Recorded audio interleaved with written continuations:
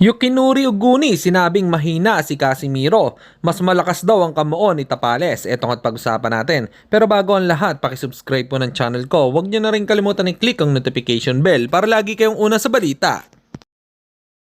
Pag-usapan nga po natin mga kaboxing dahil ayaw lumaban ni Oscar Colyaso kay Pedro Taduran. Kagabi nga ay may balita na meron na itong mga kalaban.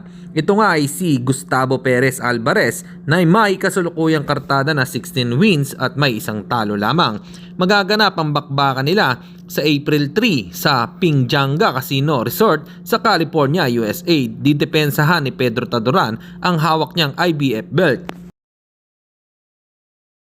Samantalang ilang taon na ang nakalipas sa huling paghaharap ni Pilipus ng Itumbua at si Janrel Cuadrolas Casimiro, tila bagamat hanggang ngayon ay hindi pa din nakakamubon itong si Pilipus ng Itumbua dahil humihingi pa din ng rematch sa Angas ng Pinas.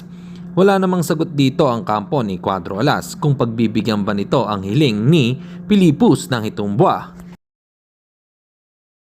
At sa kabilang balita naman tayo mga kaboxing, tila medyo may pagkamahangas o mahangin yung nakalaban ni Casimiro na si Uguni. Sinabi lang kasi nito na mas magaling daw na boxer si Marlon Tapales kaysa kay Janrel Casimiro. Paliwalag ni Uguni ay bara-bara daw sa ibabaw ng ring si Cuadrolas habang si Tapales ay matalino at maayos kumalaw. Nakipagsabayan daw siya noon ng suntok kay Casimiro at hindi naramdaman ng suntok, pero kay Tapales hindi daw nito pwedeng gawin na makipagsabayan dahil malakas ang kamao. Kailangan daw niyang dumistansya. Mahirap kalaban si Tapales, si Casimiro ay madali lang. Ano po masasabi niyo dito mga kaboxing? Comment lang kayo sa ibaba. Hanggang dito na lang muna ang ating balita. Dito na lang ang aking boxing news report. Babu!